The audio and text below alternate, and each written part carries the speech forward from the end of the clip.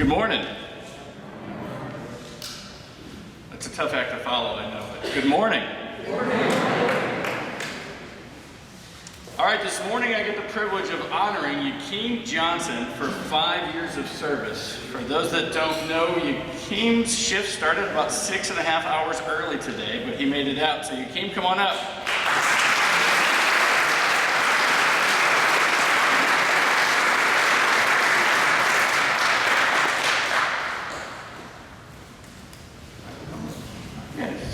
There and get to stand there awkwardly while we get to say nice things about you.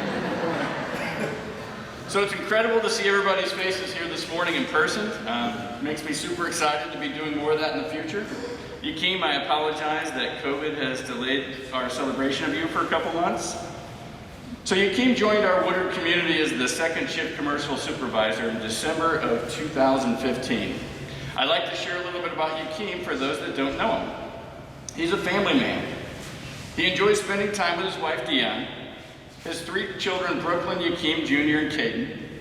If you get a chance to catch up with him sometimes, he always has great stories about who's doing what and who he's chasing where. If he's not goofing around in the backyard with his boys, he might be car shopping for his daughter. That was fun, wasn't it? Or visiting different cities for Brooklyn's college future, or even at one of her volleyball games. In between all the kids' activities, he does get the elusive date night in with Deanne. Well done. Yakeem is very active in his church. He attends services and serves in functional areas, including the men's club, which he specializes in mentoring inside the church and within his community. One of my favorite things about Yakeem is if you find yourself working with him and there's a problem or a situation that perplexes you and you're feeling stuck, Yakeem reminds you, let's not forget to pray about it.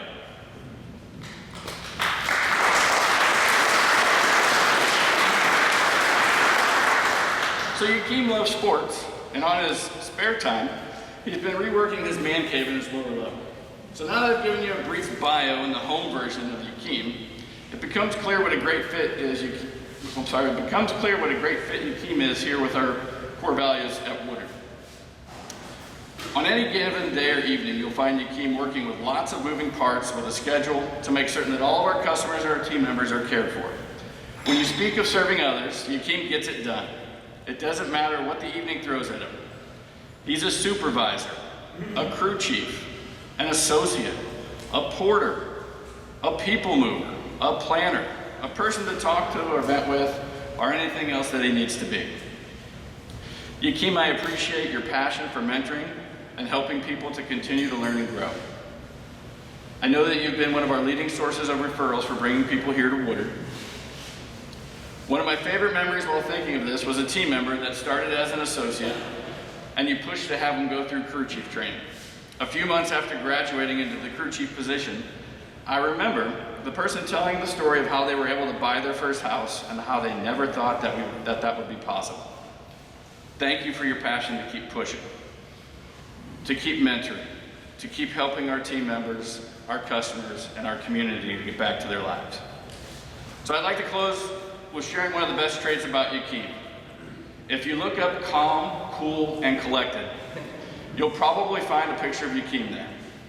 Life and work throw many things at us, and I have rarely seen Yakeem rattle. I appreciate your leadership, the way you represent Woodard, the way you serve, and your commitment to your family and God. So thank you for keeping us calm. My wish for your next 5 years is for you to be lounging in that completed man cave, watching the game and enjoying some relaxation, knowing that we appreciate everything you do and are proud that you are part of our Woodard community. Congratulations on 5 years.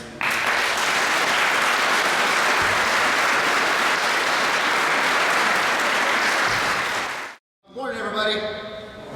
Today, I'm going to recognize a very special person within our community service team, Rich Metz.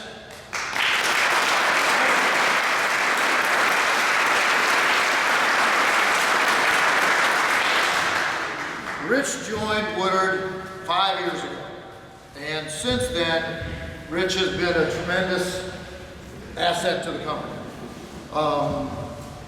Looking back, I was reminded recently by Dave Schneider over here that when Rich first started,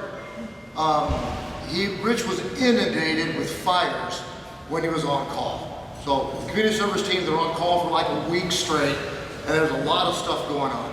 So first time Rich is on call, very busy. The second time he's on call, very busy. And as a result of that, Rich in 1 week secured 15 fires himself, which still is a record today at Woodard, which is an amazing job. I'm sure Rich didn't sleep for probably a week that time.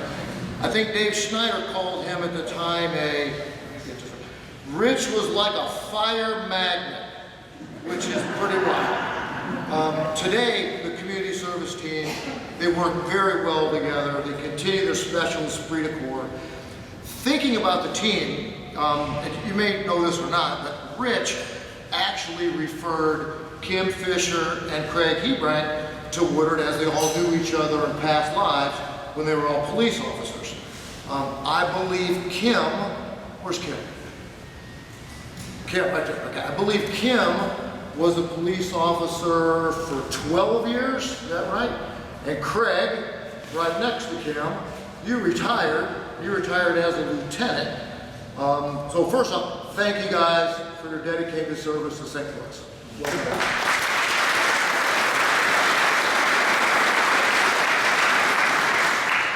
Now Rich retired from Des Peres, where he was both a fireman and a police officer. Still to this day, he doesn't know what he wants to do, so it's both, so it's okay. But Des Peres is a little bit different because they have their employees work both. They do fire and also police.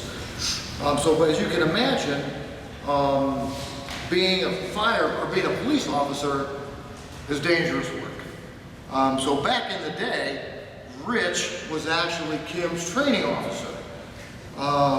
And, you know, did either one of them fear about dying on duty?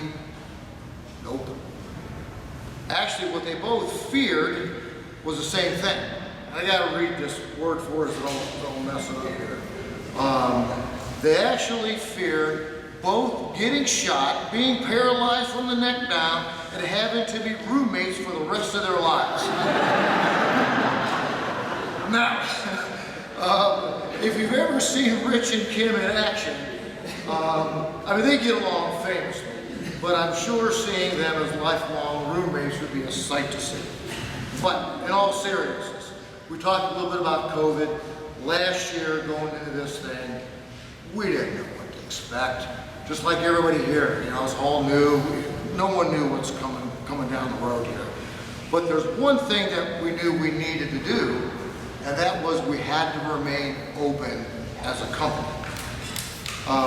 So as we're looking at that, you know, faced with trying to figure out how to do that, where to go, who manages that process for St. Louis, it seemed like a very daunting task, but not for Rich. Rich said, hey, I'll go figure that out. Let me do it. Okay. So within 2 weeks, Rich identified the team that made the decision for St. Louis County, City, St. Charles, met with the team, and ensured that Woodard was classified an essential business so we could remain open for the year. And that, you saw some of the statistics that Justin mentioned a minute ago, that was the beginning of a heck of a year. So Rich, thanks again for doing it for the company. Rich is well respected in the world of law enforcement and firefighting. He actually knows everybody in St. Louis. And Rich, when he comes here to work, he always provides that special calming voice and lets everyone know not to worry and that everything is going to be just fine. There's some things you probably don't know about Rich. One is by education, Rich is a nutritionist. And when I think of a nutritionist, I think of food. So having that said, I'd be remiss if I didn't let everybody here know that Rich makes the best steak sandwich on the planet. It's amazing. And at the many firefighter-sponsored events, Rich has a special following, took over really from Dave Schneider, where everybody gets in big long lines waiting for one of his world famous Bloody Marys. In closing, Rich lives in St. Charles with his wife Jennifer and the many children, including Krista, Taylor, AJ, Caitlin, Nancy, and Maddie. Pathel. I'm very thankful that Rich calls Woodard home, and I've had the privilege to know you and work with you for the last 5 years. Please join me in congratulating Rich on his 5-year milestone and his dedicated first responder service to St. Louis community.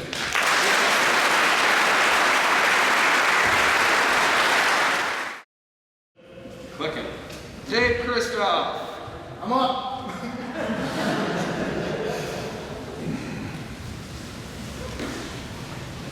You want to stay down there or you want to go here? I'll be right here. You gonna stay? All right.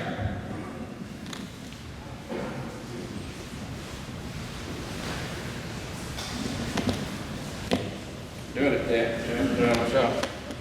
All right, Dave Kristoff. This morning, I get to, I'm so excited to recognize Dave Kristoff in his 10th anniversary, his 10th year of service. The last time I recognized Dave Kristoff, 5 years ago for a milestone, it was 1 month before we rolled out the Woodard Way.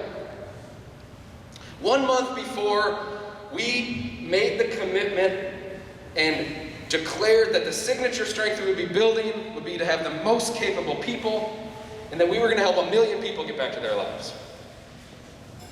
As I reflect on 10 years working with Dave Kristoff, there's only one thing comes to mind, and it's just a whole lot of gratitude. So I'm grateful for having gotten to witness your tremendous growth, always seeking new information, always trying to find the next thing, never being satisfied with the status quo. I'm grateful for the insights that you had, that strengthened customer relationships. I'm grateful for the fun that we had together. I'm grateful for the experiences that we shared. And I'm also grateful for the experiences you shared with your team that would help the teams become the most capable. And most of all, I'm just grateful for the amount that you care. Dave, you care about your team. You care about how their families are doing. You care about thinking and planning for their future. You care if they are able to make a good first impression by using the right fork at a formal dinner. You care about the team and make sure that they take vacations, and you are the first person to get excited with them for that vacation and want to hear about it on the way back. You care that we hit budget, almost as much as he cares that we exceed budget. You care that we get better little by little or all at once. You care that everyone has a voice and they get to be heard. And above all, you care that we are taking care of the customer.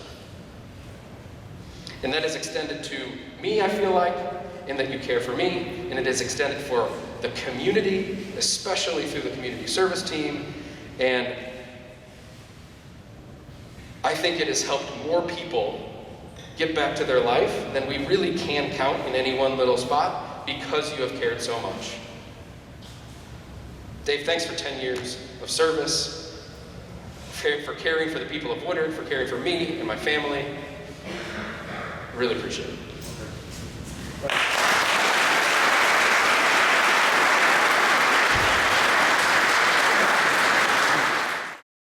All right, Mr. Paul M.B., please come up.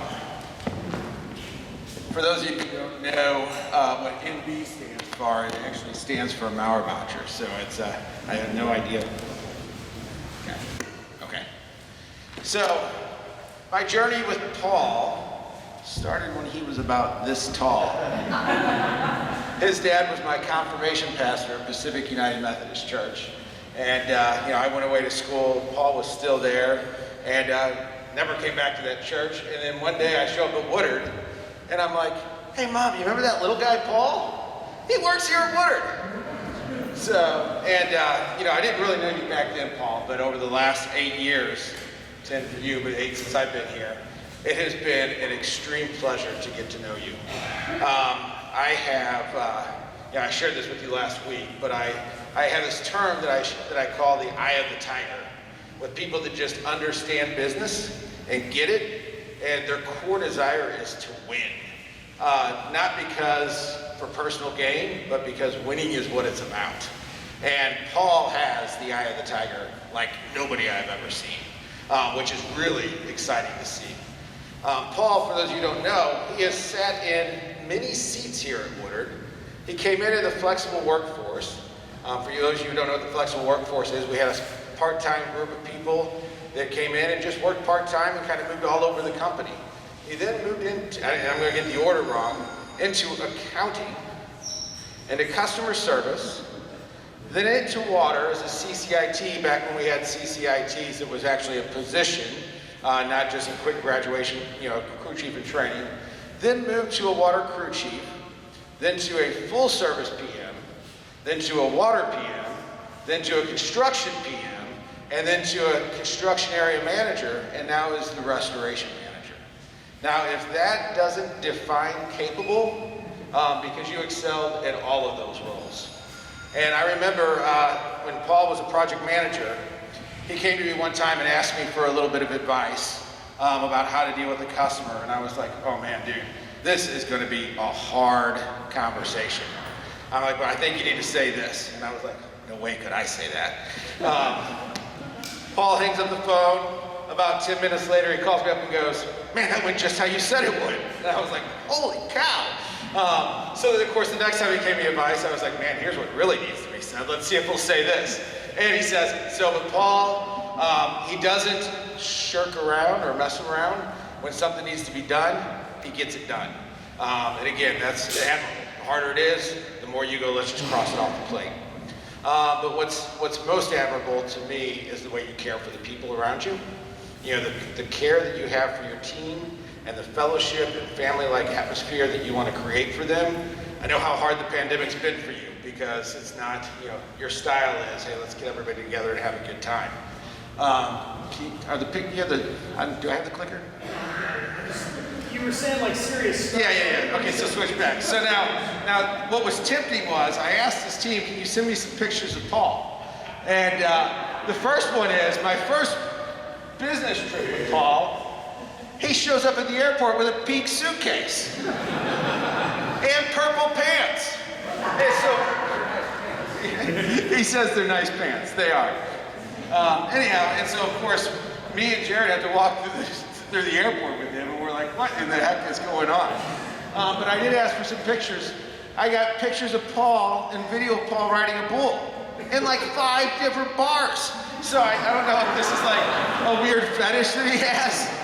And if I were more technologically savvy, we'd have the video there too, because that's pretty good. But no, that is Paul, your self-confidence to wear purple pants, get on a bull, and walk through the airport with a pink suitcase is truly admirable. But thank you for all you do. I appreciate it.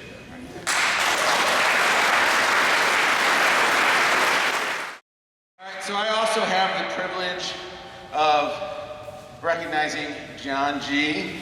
or John Geinpen. Come on up. So this is for the guys.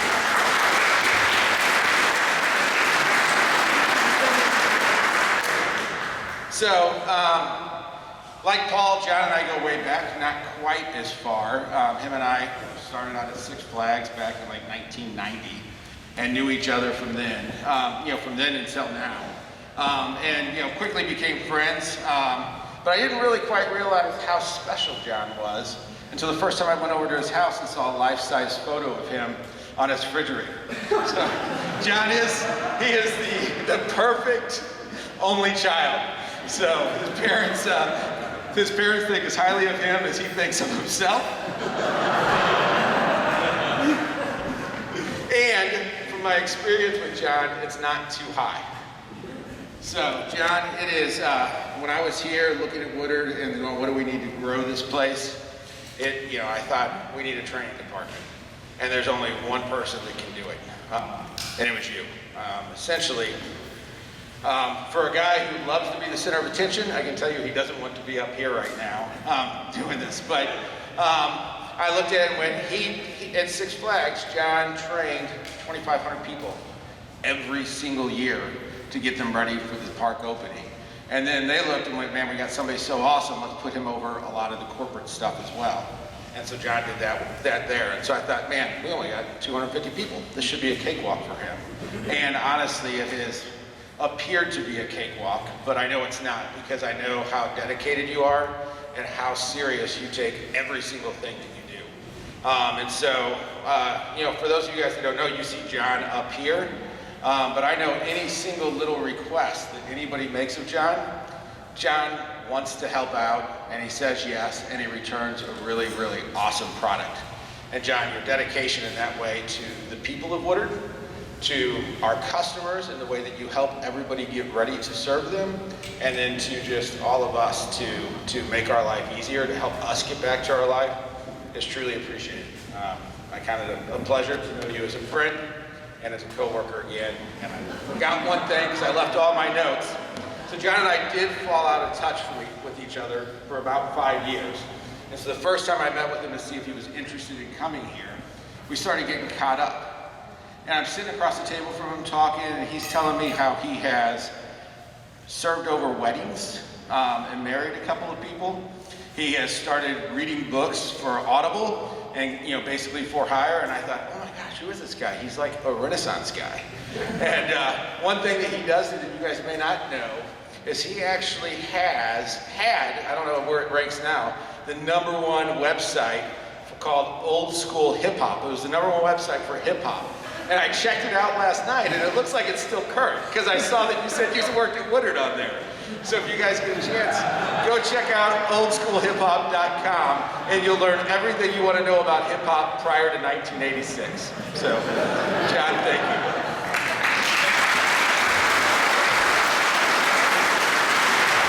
Thank you, sir. Thank you, sir. Yeah, if you go to oldschoolhiphop.com, make sure you click on a lot of ads for me. Help me out, would you? Click on every ad you see up there. Click on one last. You're worthless. All right. What kind of friend are you? All right.